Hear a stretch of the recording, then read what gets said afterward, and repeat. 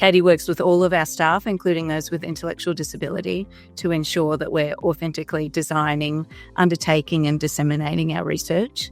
And this includes things like reviewing our grant ideas and writing articles as co-authors with people with intellectual disability. Katie does such a wonderful job, and she's very dedicated to making all of that work.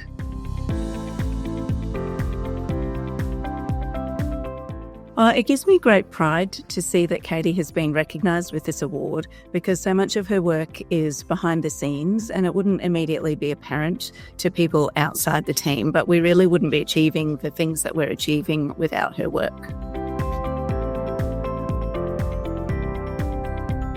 The thing I'm most proud about our research is being able to work inclusively with people with intellectual disability and autistic people to co-design our research processes, so from the very beginning right through to the outputs that we create.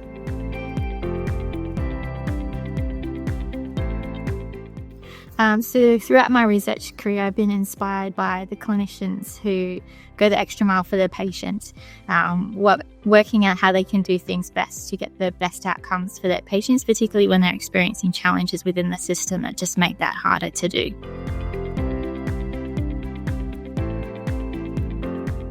I think as a researcher, it's important to support people, particularly your other research team members. And for me, that includes team members with intellectual disability or autistic people, and bring them up with you. As researchers, we tend to work quite solely on projects, but it's really a team effort when you look at how things actually get done successfully.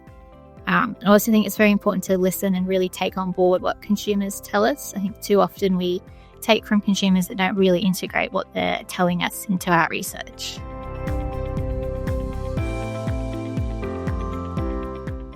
What's next for me in my research journey is probably continuing to build our research team and grow that. I'd love to be able to expand into different areas of healthcare and how we can better improve that for people with intellectual disability and autistic people.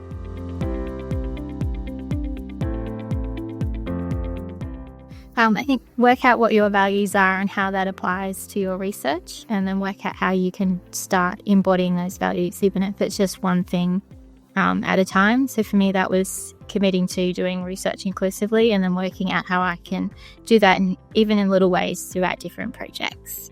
If there's one final thing just to highlight is doing consumer work and co-designing research with consumers is incredibly rewarding and fun, which not always is the case for research. So I definitely recommend, if you haven't given it a go, to try it out.